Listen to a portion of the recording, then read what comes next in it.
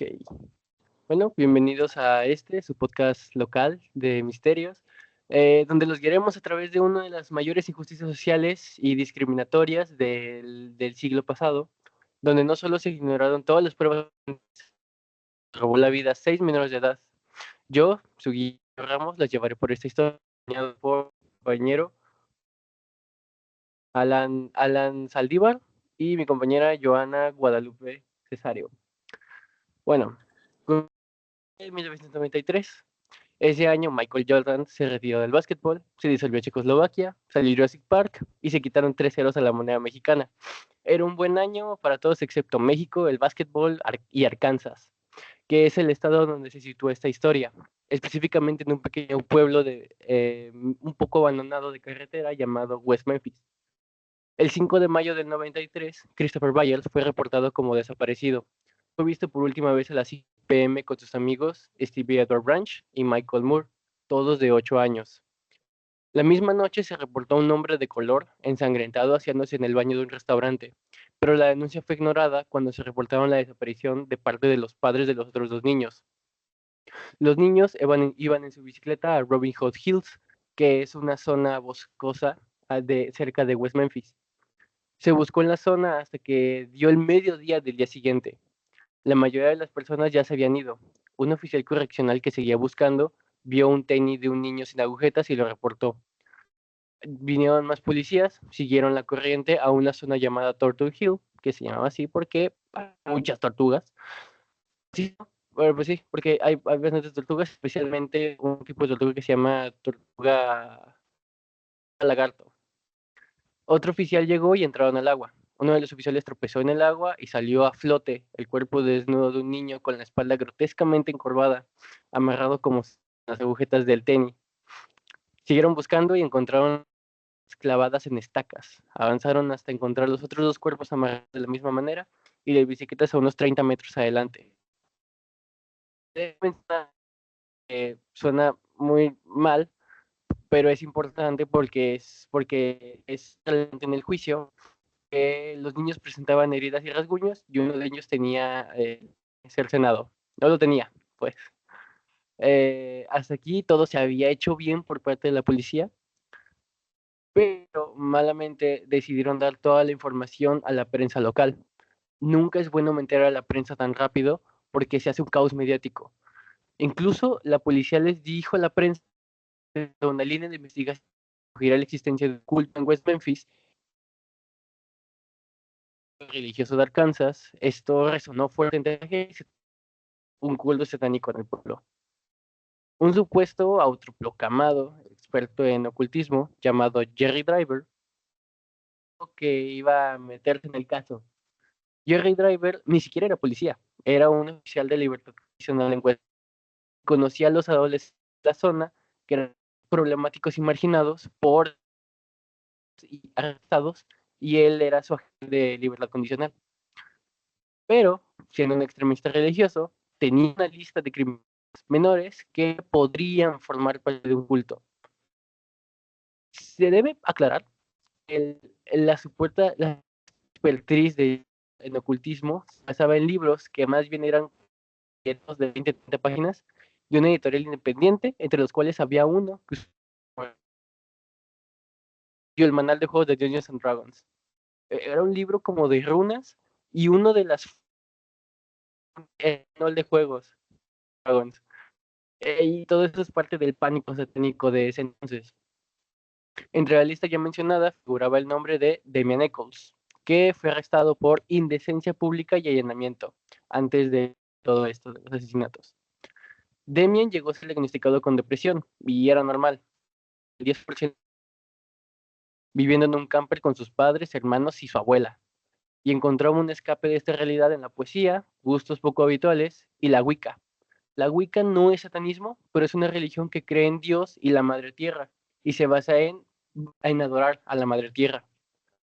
Según Driver, se ve un personaje de película slasher con su pelo largo, botas, a veces llevaba un báculo, que quería asustar y repudiar a la gente, pues se sentía fuera de lugar en un pueblo religioso y un poco retrógrada, pero realmente con sus cercanos y me refiero a su único y mejor amigo, Jason Charles Badwin. Badwin y Nichols eran amigos de Es hacía que, tiempo. mira, yo también investigué en Ajá, ciertas cosas y salía que el sí, ocultismo y el pánico satánico durante los 80 y los 90, que fue cuando sucedió todo eso, este, en Estados Unidos se vivía lo que muchos expertos llaman el pánico satánico. Entonces, sí, pues ese caso como que lo fueron relacionando con eso. sí, Y no, pues el este Sí, y pánico, aparte de contexto, que ujú, también siento que sí, se le hizo muy fácil como inculpar a estos chicos. Más que nada creo que fue Damian Eccles el que vestía de sí, negro, le gustaba mucho el rock, escuchaba heavy metal, y él que, como comentabas, Antonio, le gustaba mucho, bueno, leía sobre el ocultismo, era un tema que él sí, manejaba muy la bien. Wicca, sí. Exactamente. Entonces siento que fue algo que le dio el pie como para señalarlos, a pesar de que no había evidencia de que ellos habían asesinado a estos 3 niños, ¿verdad? Sí, no, yo ahorita voy a entrar un poco más en esto, en cómo todo esto del pánico satánico se apoderó de la mente, por decirlo de cierta manera, de la opinión pública. sí, pues Y eso, como también, como ustedes comentaban, tenía como que interés en el ocultismo y la filosofía esotérica, pues también como sí, que lo relacionaron mucho con eso. Y pues aunque sí, no tenía pues evidencia criminal y pues nada, simplemente pues sí se iban más por la idea de que, se viste tal, tiene tales creencias, pues sí, ya, sí, más que, ¿cómo se llama? Sin irse por las vías más legales, ¿va? sí, exactamente. Y especialmente en esa época el pánico satánico, bueno, hay algo que se le llama pánico moral, que no sé si actualmente han visto esto de los Terian. Viene de lo mismo. El Ah, sí. pánico moral viene de esta idea de la actualidad está mal, hay algo que está mal, o debemos causar un pánico dentro de la gente que realmente no afecta a la gente, pero, hey, miren eso, preocúpense por eso.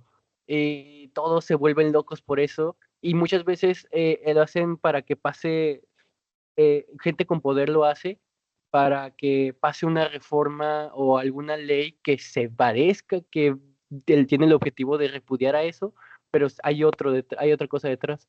En el caso del pánico satánico, fue porque se veía que la gente olvidaba de la religión. Las organizaciones religiosas querían que volvieran a los valores, digamos, los valores tradicionales, señalando el pánico satánico como el culpable de todos los problemas.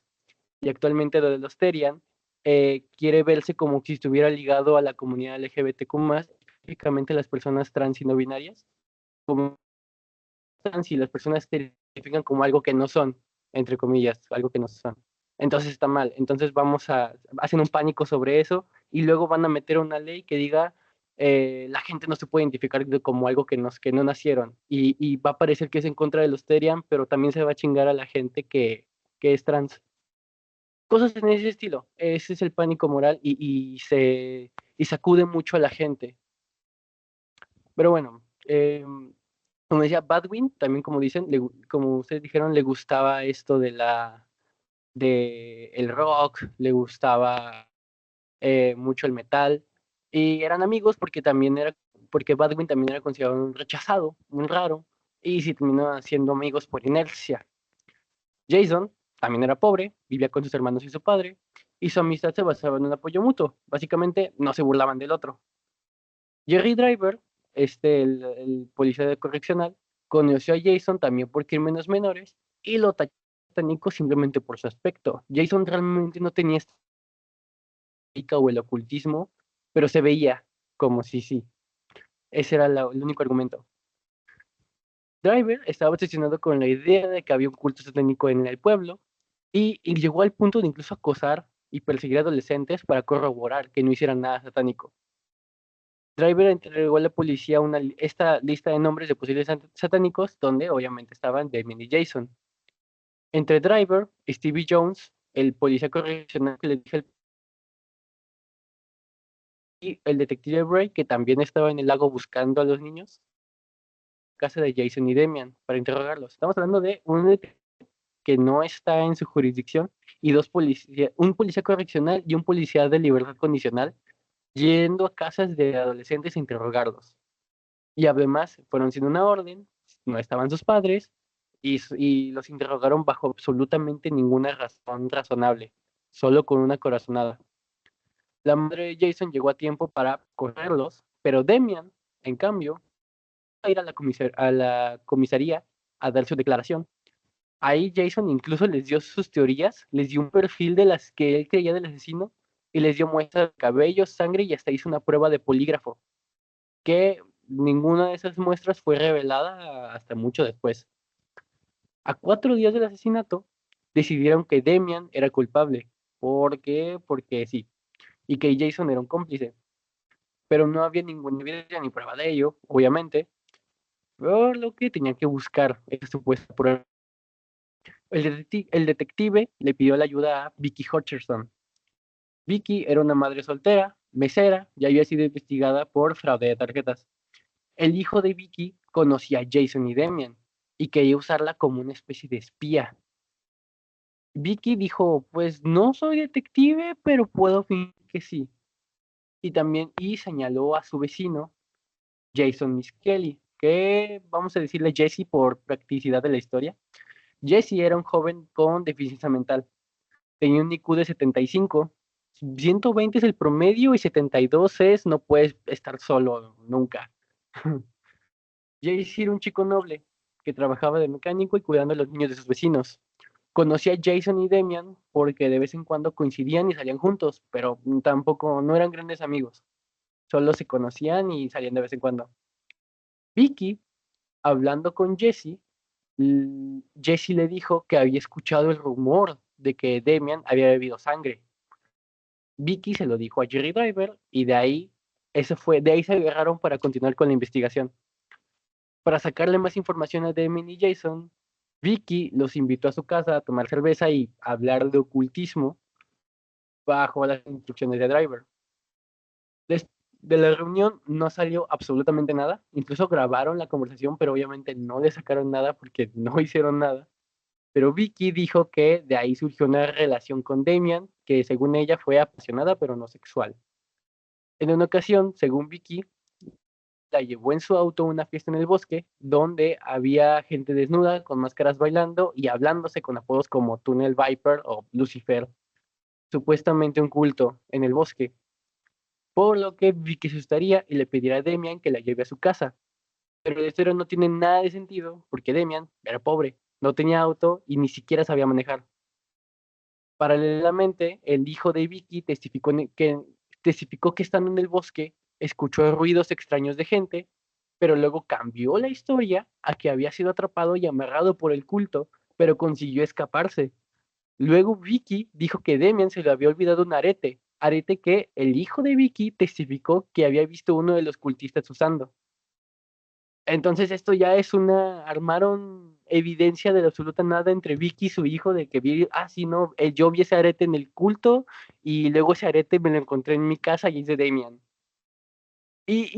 Aquí lo más lógico es preguntarse por qué un agente de libertad condicional, un oficial correccional, un detective mediocre y un mesera está llevando el caso, siendo que ninguno de ellos tiene ningún tipo de jurisdicción, ni siquiera como para investigar. Pues resulta que al mismo tiempo la policía de West Memphis estaba siendo investigada por la Policía Estatal de Arkansas, porque habían desaparecido armas y drogas de su almacén de evidencias. Seguramente se las robaron y las vendieron. Pero fue hasta este punto de la historia donde la policía intervino, pero ya tenía el caso armado, o sea, entre comillas, según ellos. Entonces, en lugar de buscar otra línea de investigación y volver a empezar de cero, la policía intervino, un testimonio, confesión. Entonces necesitaban a alguien que dijera, sí, yo los vi haciéndolo, y sí. Y el único que podía decir algo así era Jesse Miskelly, que les recuerdo, tenía un retraso. Bueno, no un retraso, tenía un deficiente mental. Tenía una deficiencia mental. Según la historia oficial, la policía se acercó a él, le dieron un permiso para que su padre lo firmara y que pudieran interrogarlo. A lo que fue por su padre, lo firmó y su padre le dijo, claro, hijo, ya sabes, si ayudas a la policía y te dan una recompensa, puedo comprarte una camioneta nueva. Pero no, este permiso jamás fue emitido. Nunca le preguntaron a sus padres y fue prácticamente raptado de su casa y llevado a interrogar. Y lo interrogaron por 12 horas seguidas. El interrogatorio está tan mal hecho que actualmente se usa como ejemplo de cómo no hacer un interrogatorio. Practicaron lo que actualmente se conoce como contaminar el testimonio, tomando sucesos por hecho y preguntando cosas específicas que solo la investigación debería conocer. Por ejemplo, Es que pues le uno de los decían, impactos sociales que tuvo en el ujú, caso es que generó debate sobre errores judiciales, mostró sí, riesgos de prejuicio cultural y pues aumentó la conciencia sobre confesiones falsas. O sea, realmente el impacto social fue demasiado. sí, O sea, y en todos los aspectos. Digo, Sí, o sea, bueno, más también hablando, aparte de todos los huecos legales que, bueno, Antonio ya estaba comentando ahorita, en todo el caso, que haya gente que no debía de llevar este caso, o sea, la falta de huecos, o sea, los huecos sociales, los huecos legales son demasiados, aparte, sí, acompañando el tema de Jesse, ¿cómo vas a interrogar a un menor de edad con un IQ, un coeficiente intelectual muy bajo, casi considerado una discapacidad, sin padres, sí, sin abogados? O sea, estamos hablando de una falta de derechos humanos. Digo, a lo mejor esto a lo mejor aquí en México, a lo mejor en Estados Unidos es diferente, pero los derechos humanos los tenemos todos, ¿verdad? Todos los seres humanos. Estamos sí, hablando de ¿no? que enterrar a una persona, como tú dices, más de 12 horas o 12 horas o más, una Sí, persona, obviamente lo que querían era buscar una respuesta que sabían ellos que él les podía dar, ¿verdad? sí, exactamente. De hecho, ya más adelante en el juicio, le dieron un abogado a Jesse. Y es que es tan ridículo esto de las 12 horas porque el abogado de Jesse consiguió que Jesse confesara un robo en un banco en un estado en el que nunca había estado. El punto es muy fácil hacerlo confesar y decir algo que no hizo, solo con presionarlo. Y no sé si, dudo que el abogado haya estado 12 horas presionándolo, pero estamos de acuerdo que si una persona con todas sus facultades siendo presionado por 12 horas seguidas, podría confesar lo que sea con tal de salir de ahí. Ajá, y ahora imagínate una persona con un IQ demasiado bajo, obviamente a Sí, la primera que le digan lo va a soltar, ¿verdad? Hasta incluso cosas que, como tú comentas, él no hizo, obviamente. sí, exactamente. De hecho, bueno, como ejemplo, en la transcripción del interrogatorio se ve una conversación muy rara, donde el interrogador le pregunta, Demian tenía un cuchillo, ¿a quién apuñaló? Aquí no hay contexto anterior. O sea, decir que dijeras que él haya dicho que Demian tiene un cuchillo, no. El investigador se lo dijo tal cual. Para empezar, ya estás asumiendo que hay un cuchillo, que estaba Demian y que él tenía el cuchillo. Y además que apuñaló a alguien. O sea, está suponiendo un montón de cosas y él no tenía idea de nada de... pues es que ay, entre más vas dando la historia, o sea, realmente todas las inconsistencias que había, o sea, realmente así como lo vas contando, nada tiene ni pies ni cabeza. O sea, exactamente. realmente, pues pobre de la persona, porque imagínate, ahorita lo pueden utilizar como un caso de que tuvo un cierto impacto y todo, pero, o sea, y la persona, o sea, qué tanto tuvo que sufrir, tanto ya en todos los aspectos, ya va más allá de lo psicológico, porque el trato que le dieron, no sé, o sea, aparte de que el caso ni tenía fundamento, no tenía nada, y todo Sí, se fue ¿no? basando en cosas, en cosas, en cosas, en comprar, en hacer, en decir, y pues, o sea, los valores, el caso, los valores quedaron a un lado, o sea, ya fue como que los valores ahí no existieron, básicamente. Sí, los Sí, no. valores y los derechos no tuvieron nada que ver, o sea, aparte de todos los huecos legales, incluso creo que, según todo entendido, sí estuvo relacionado a un cuchillo ensangrentado, ¿no? Que incluso hasta Eh, lo estaban relacionando con el padrastro de los tres niños. sí, de hecho, ahorita más adelante voy a ir a eso, a la parte del cuchillo. Ujú. Hay dos cuchillos relacionados. Ah, y dos Esto, cuchillos. Ok. pero ahorita más adelante voy a ir a eso, pero bueno, volviendo al testimonio de Jesse, es inadmisible el testimonio, pero aún así lo utilizaron para arrestar a Jason y Demian. Cabe decir, en este momento, Damian había embarazado a su novia, entonces ya estaba trabajando, ya estaba haciendo su vida, y lo arrestan y deciden llevarlos a juicio. Y aquí los juicios se llevaron por separado. Jesse fue enjuiciado solo y Jason y Damian fueron enjuiciados juntos. Antes del juicio, a Jesse le ofrecieron un trato en el que si testificaba en contra de Damian y Jason, recibiría una condena reducida. Hacían esto porque obviamente el testimonio inicial no se podía admitir en ninguna corte decente y lógica, y sabían eso. Y aún así Jason se negó a hacer eso 16 veces, diciendo que era mentira, estaba mal y son sus amigos. No, bueno, no sé si alguien aquí, alguno de ustedes sea religioso. San Pedro se negó 3 veces, negó 3 veces que conocía a Jesús y está cuidando las puertas del cielo. O sea, y Jason se negó 16 veces. Bueno, en el juicio, Jesse no quería hablar con su abogado porque no entendía que era un abogado, no sabía que era un abogado, no entendía el concepto, pensaba que era otro tipo de policía y por eso ya no quería decirle nada. Incluso esto es horrible, porque en algún punto el abogado le dio unos documentos a Jesse para que los leyera y Jesse le pregunta qué significaba una palabra. Y le dice, ¿qué significa esta palabra? Satín. Y Jesse, y se lo enseña al abogado, y el abogado dice Satán. O sea, Jesse no sabía cómo se leía ni pronunciaba la palabra Satán.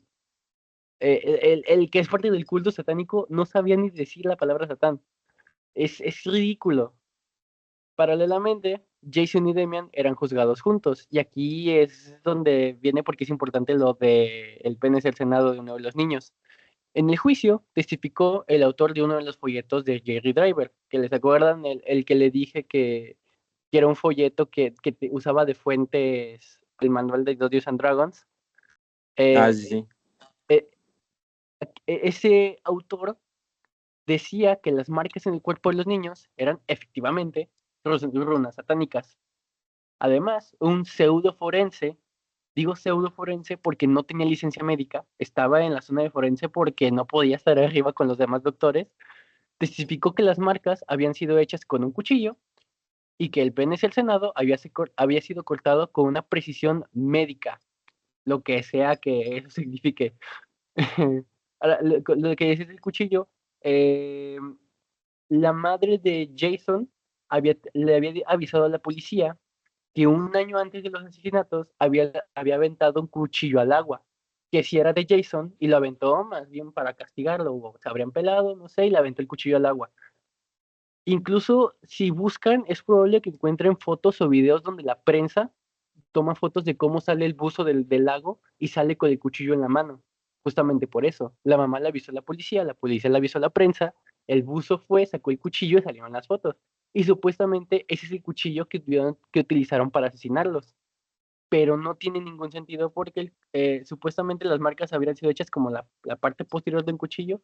No sé si han visto estos cuchillos como de cazador, que tienen como dientes en la parte de atrás. Sí, tienen como ranuras, ¿verdad? Exactamente. Sí, sí.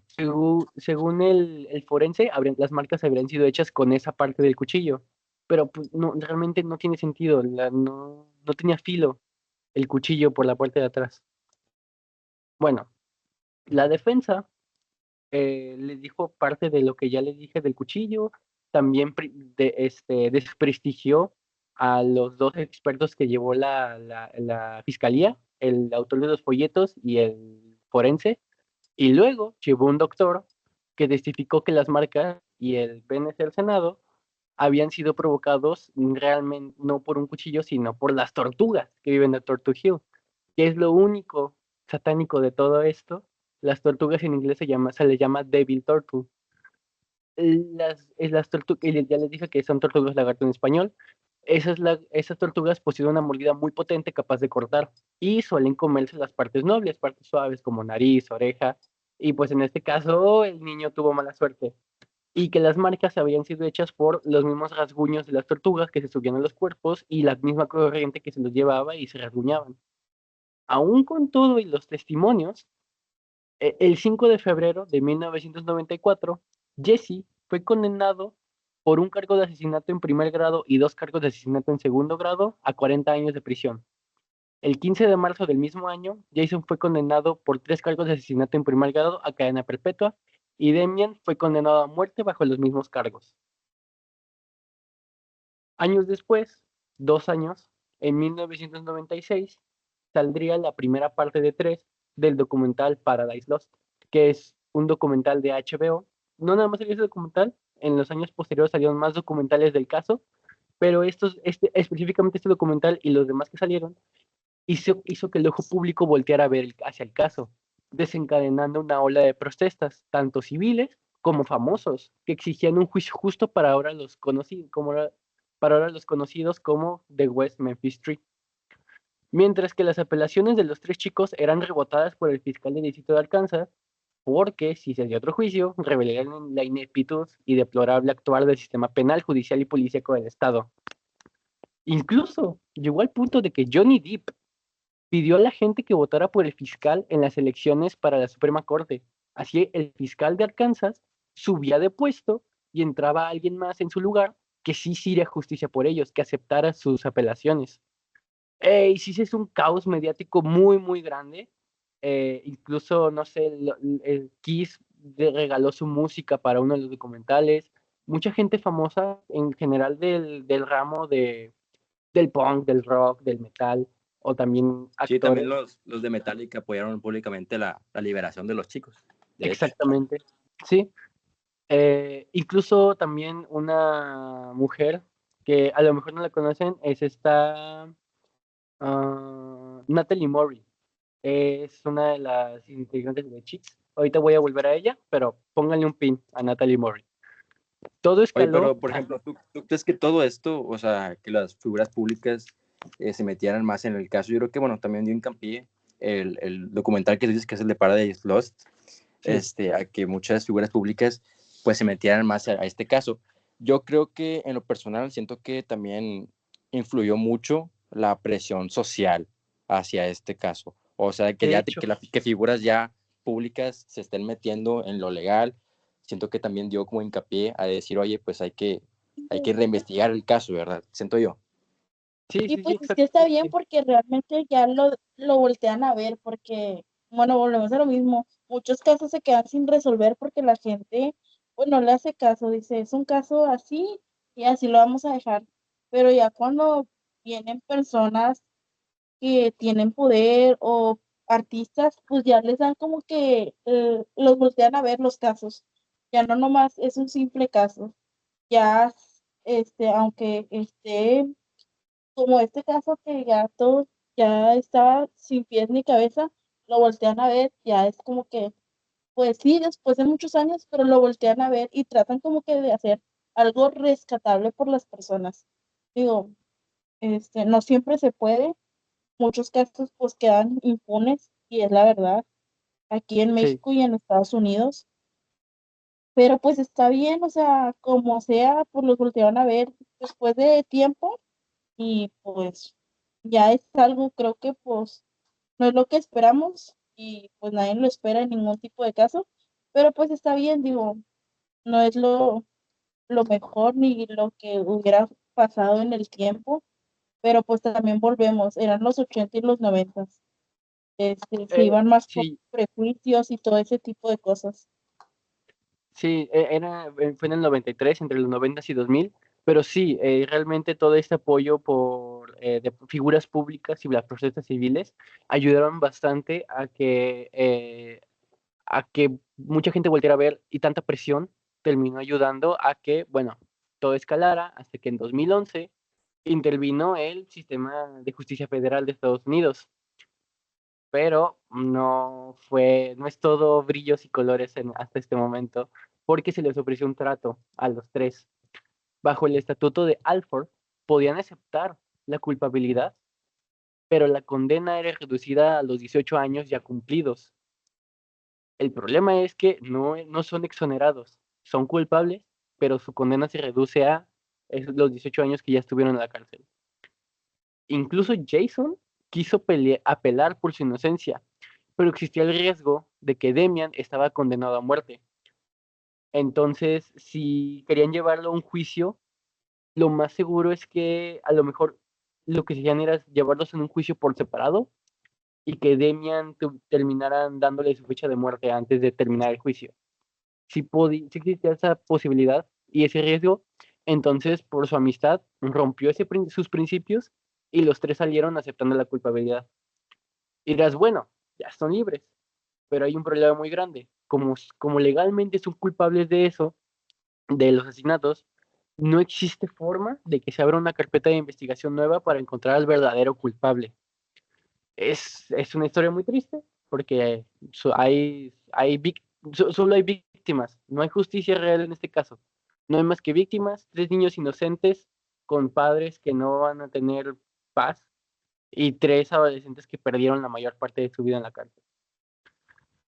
Ahora, después de ser liberados, bueno, ya de poco de sus vidas, Damian Eccles se mudó a Salem, Massachusetts, artista, hace exposiciones de arte, publica música y ha publicado varios libros. Bajo sus propias palabras, viviendo en West Memphis, dije que quería ser el mejor mago, y luego tuve 18 años para practicar y ensayar magia. Es mucha resiliencia de su parte. De hecho, después estudió magia negra, ha publicado libros de magia negra y da clases. Por su lado, Jason Baldwin se mudó a Seattle, trabajó para pagarse una carrera en leyes con el objetivo de hacer abogado y defender a gente condenada erróneamente, cosa que actualmente ha logrado siendo cofundador de Proclaim Justice, una organización que se dedica a manejar ese tipo de casos. Y bueno, Jason Miskelly fue el único que se quedó a vivir en West Memphis y actualmente trabaja en construcción. Ahora, ya ven que le dije de Natalie Murray. En 2010, un año antes de que fueran liberados, Natalie Murray, integrante de The Chicks, un grupo femenil country, fue denunciada por difamación por parte de Terry Hobbs. Lo que decía, Terry Hobbs era el padrastro de Stevie Branch, una de las víctimas, y tenía un historial constante de abuso y maltrato doméstico hacia Stevie. Natalie Murray había señalado al padre por el crimen, por lo que el padre la denunció y se llevó a juicio. Y eso permitió que los abogados interrogaran a Terry Hobbs. Cabe decir, más bien sobra decir que Hobbs perdió el juicio y tuvo que pagar los costos legales de los abogados de Natalie Murray. Hobbs era abusivo, maltratador y en serio era una horrible persona con Stevie. Y a veces también Stevie tenía una hermana, los dos estaban muy mal. Además, era una persona que no era responsable en su casa y llegaba a relacionarse con adolescentes de formas no muy sanas. Según, entre comillas, teoría, porque esto es lo más seguro que haya pasado, porque existe evidencia real. Hobbs estaba en el bosque con un amigo y dos jóvenes. Estos fueron descubiertos por Stevie y sus amigos, por lo que Hobbs ordenó que los agarraran y golpearan. Y probablemente Stevie le ha dicho algo, no sé, pero en un arranque terminó matando a Stevie y por consecuencia terminó matando a los otros dos niños. La mayor parte de esto lo sabemos porque el amigo de Terry Hobbs mandó una carta al fiscal de distrito confesando el crimen, pero ya estaba el juicio. O sea, más bien ya estaban encerrados. Entonces la carta la ignoraron y la tiraron y ignoraron la confesión de este señor. Pero eso ya fue mucho tiempo después, ¿o en qué No momento sé, fue la carta? no sé bien en qué año haya sido, pero tengo entendido que fue poquito después de que los encerraron, de que los declararon culpables. Pero en los 90s o Sí, sí, en los en los 90, en los 90s. Ah, 90. ya, ya. O sea, les valió la carta, o sea, la plaza, Sí, la prueba de que no habían sido exactamente. de ellos. De hecho, incluso me parece que también llegaron a coincidir con los adolescentes y los jóvenes con los que estaban Terry Hobbs y su amigo, y también Ujú. dijeron algo de que habían estado involucrados, pero también su testimonio fue ignorado. Incluso para añadirle más pruebas, Robert Hesser es el padre del término asesino serial y es un perfilador de criminales muy, muy bueno, en serio. Él es el modelo de perfiladores de criminales actualmente. perfiló al asesino de los niños y el perfil coincidía exactamente con Terry Hobbs. Pero bueno, como digo, es una historia triste, pero es importante que se vuelva a voltear a ver ese tipo de historias. Pues aunque el juicio concluyó en el 94, tardaron 18 años en que se les diera algo que podríamos percibir o llamarle justicia, entre comillas. Pero la realidad es que estas tres víctimas inocentes pudieron salir de la cárcel gracias a la presión pública. Existen otras tres víctimas, niños con padres y familias que nunca tendrán una verdadera sensación de justicia y descanso para sus hijos, hermanos y amigos. O un poco más sobre esto de Terry Hobbs. Este, mm, la mamá de Stevie, una vez, buscando entre las herramientas de Terry Hobbs, encontró un cuchillo. Ese cuchillo era de Stevie. Era como su tesoro. O sea, Stevie nunca soltaba ese cuchillo. Entonces, fue en ese momento donde la mamá dijo, ¿qué hicimos? O sea, donde se dio cuenta que quien había matado a su hijo había sido él. Y de hecho, después se divorciaron y fue un problema legal. Pero la realidad es que, por más pruebas que se encuentren, no existe forma de que Terry Hobbs vaya a la cárcel por el crimen. No hay forma porque fueron liberados los tres de West Memphis como culpables. Bueno, aunque afortunadamente los tres de West Memphis actualmente viven una vida relativamente normal, existen, como decía Joanna, existen otros tantos cientos de casos, si no es que miles de casos, que no tuvieron esa atención mediática gigante que solo un documental de HBO puede darles. Hoy en día tenemos una forma muy sencilla de compartir información y hacer que el mundo nos escuche, voltee a vernos y grite por nosotros. Entonces, los invito a no voltear la vista cuando alguien pide ayuda. Les invito a que si tienen la posibilidad de ayudar a quien no tiene quien lo ayude y que no pueda tener justicia, porque lamentablemente la justicia es algo que pertenece al mejor postor, hasta que ni todos los millones del mundo pueden silenciar una multitud de gente indignada y ruidosa, que solo busca que se haga lo que se debe hacer a favor de la justicia y la humanidad. Como parte ya para concluir, para denotar la justa indignación de la sociedad, consultando la Constitución de Estados Unidos y su Carta de Derechos, podemos denotar que los derechos en el sistema de justicia de Arkansas violó en contra de los tres de West Memphis fueron la sexta enmienda, su derecho a un juicio justo, la quinta enmienda, debe- la quinta enmienda que es el debido proceso de autoincriminación, lo que por la confesión inadmisible de Jesse, la decimocuarta enmienda, la protección igualitaria, que prohíbe a los estados privar a una persona de su libertad sin el debido proceso, se usó en el juicio bajo el argumento de mantener a hombres inocentes en prisión. Y la octava enmienda, penas crueles inusuales por la pena de muerte a Damien Echols, que fue excesiva, o así lo consideraron en el juicio. Y bueno, aquí yo les pregunto, ¿ustedes qué hubieran hecho si fueran testigos de este caso? Y si pasara algo así en la comunidad, ¿cómo imaginarían que pasaría y qué harían para solucionarlo?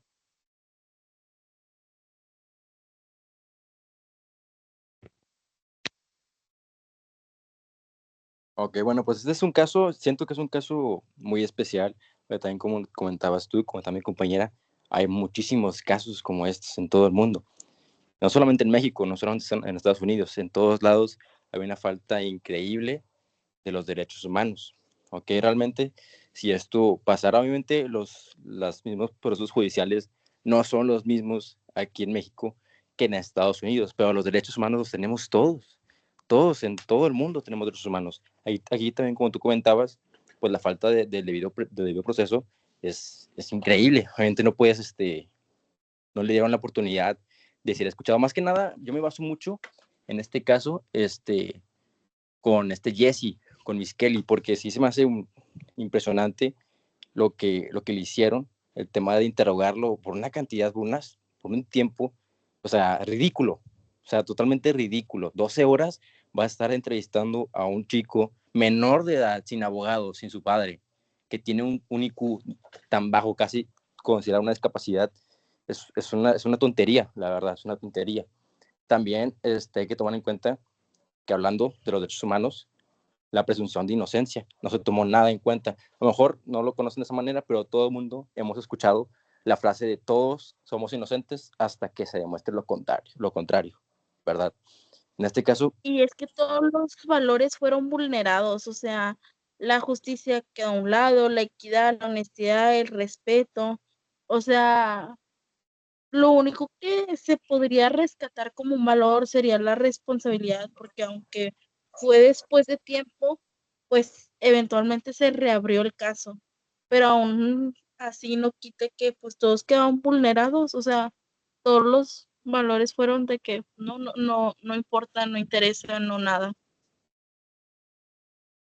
en este caso, si hubiera alguna situación similar, realmente si lo ponemos ahora en esta década, en esta época en la que estamos hoy en día, realmente siento que al menos aquí en México el proceso sería muy diferente. Es que como comentábamos al principio, en esos tiempos estaba mucho el pánico era por el satanismo, ¿no? Entonces, estas personas pues se hacían muy sospechosas para la gente. Ellos no eran sospechosos para nada, pero para la gente pues decían, es lo malo, como comentabas. Decidieron apuntar gente muy rápido. En este caso, si fuera aquí en México, siento que no sería así. Bueno, en México y en esta época, ya que ahorita pues siento que las personas ya son muy aceptadas, sea de lo que sea lo que te guste. Aquí la gente es muy aceptada ya en esta época, porque pues si no las aceptas, ya es un proceso de discriminación, ¿verdad? Entonces siento que este caso en esta época, obviamente no voy a decir que probablemente no haya huecos legales, porque en todos los casos los hay, en todos los casos hay corrupción también, pero siento que en esta época sería muy diferente este caso. Siento que sí se podría llevar de una mejor manera. Al menos no quiero echarle flores a México, porque yo sé que sí tiene también muchos problemas en ese estilo, en ese ámbito, pero siento que sí se llevaría a cabo de manera muy diferente y como que más justa, siento yo. Bueno, al menos en estos tiempos yo creo que sí, o sea, ya se podría decir que sí sería como que algo más justo, pero si volvemos a los años atrás, creo que también México pues tenía mucho mm, que temer porque estábamos igual que Estados Unidos. También antes eran por prejuicios, por, por cualquier cosa. Ahorita pues podemos realizar un video, lo podemos poner en redes y también nos ayuda porque ya como que se hace debatible, ¿sabes? Ya no es como de que, pues solamente fue algo que y no procedió. Ahora pues sí puede proceder, dando explicaciones y esto. Claro, o sea, este, la mitad de las personas en México nos puede creer, la otra mitad no, y queda pues en debates y a lo mejor ya te voltean a ver más. Digo, si lo ponemos ahora a México, pues sí. Y como dices, ahora ya se respeta todo. Pero pues si volvemos a los años anteriores, aunque pusieras un video o cosas así, pues no se hacía tan debatible, tampoco te volteaban a ver. Y decías de que sobre echarle flores a México. Ahorita pues sí, muchos casos mediáticos pues sí ya los voltean a ver, pero creo que más allá de que tenemos el internet, ya tenemos como que la accesibilidad de ir a ver a otras cosas, es lo que nos hace que volteen a ver ese tipo de casos. La verdad, eso es muy cierto. Hay que tomar en cuenta que ahora en este tiempo tenemos esa gran herramienta que es el Internet. Como comentabas, Antonio, al principio o a mediados del caso, realmente este caso se dio a saber o a que las figuras públicas alzaran la voz fue por ese documental que sacó HBO. Ahora con el tema del Internet, como comentaba mi compañera, puedes subir un video, puedes subir, ahora que le llaman Story Times, ¿verdad?, sobre el caso, para que la gente esté al tanto y pueda también alzar la voz. En este caso siento que es una herramienta muy útil porque en su tiempo pues ocuparon un documental para saber realmente del caso y saber la injusticia que se estaba llevando a cabo en el proceso de la investigación. Sí, justamente. La verdad es que tenemos una facilidad muy grande actualmente. Si pasara un caso similar, lo más seguro es que estuviera más polarizado. Yo opino que sería más polarizado en el sentido de que en este caso de los tres de West Memphis, fue algo muy local al principio, fue algo muy cerrado y toda la gente era de, sí, metas a la cárcel, asesinos, no sé qué. Y la verdad es que hasta cierto punto no los puedes culpar a la gente de West Memphis. Querían justicia. Eran niños y fueron asesinados y querían justicia y las familias quieren justicia y no está mal querer justicia. El problema es cuando esa justicia viene de un sesgo, de la discriminación. Y siento que actualmente sí puede llegar a pasar un juicio donde se quiere pasar la culpabilidad de alguien en una característica, en un gusto, en algo que es parte de él, pero no tiene nada relacionado con el caso, y aún así se quiera politizar y se quiere utilizar como un ejemplo de, si no, esta persona es esto y por tanto todas las personas iguales son malas. Y es un problema muy grande, que siento que sí pasa todavía, pero como dicen, gracias a Internet, pues que se generaliza más, todos voltean a verlo y se puede crear una opinión crítica Bueno, y más no nos allá. vayamos tan lejos. No sé si se acuerdan del caso de Ainara, creo que sí era, que tuvo que ver con la youtuber Just Stop, creo, si no mal recuerdo. Digo, no quiero dar información mala, pero digo, ella no tenía nada que ver con lo del video y por hablar terminó yendo a la cárcel y los que realmente eran culpables pues no pararon a la cárcel hasta después. Digo, no digo que no tenía culpa, no quiero decir, ay, no, pero pues digo, ella no estuvo ni en el video, no estuvo ni en el acto, no nada, y digo, fue y pagó una culpa que no era de ella. Entonces no nos veamos tan lejos, es un caso que pasó aquí en México y pues yo digo que habrá más casos que habrán pasado pero pues son los que más se hacen virales, por así decir. Y pues el internet es un arma de doble filo. Entonces, después de ahí nos podemos agarrar, digo, no nos podemos ir tan lejos. En el mismo México pasó y digo, son acontecimientos que sí o sí ponen a concientizarla a la gente de que pues no por cómo te veas, no por cómo te vistas, no porque hagas esto, no porque dejes de hacer el otro, pues cambia algo.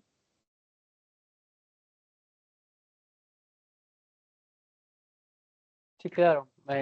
Podemos buscar muchos ejemplos similares donde alguien no relacionado termina siendo parte de un problema más grande. Pero bueno, yo creo que podemos concluir. Muy buenas conclusiones. Eh, pues sí, nos queda el caso, la verdad es que es triste, aunque puedan vivir su vida, las tres víctimas, hay otras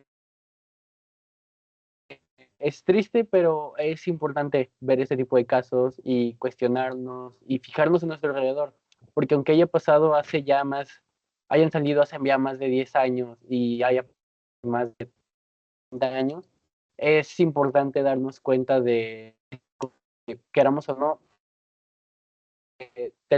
pasan otra vez, hay más casos similares y siempre hay que fijarnos si lo que estamos viendo no viene de un juicio más allá de nosotros. Pero bueno, muchas gracias. Yo creo que aquí con esto terminamos.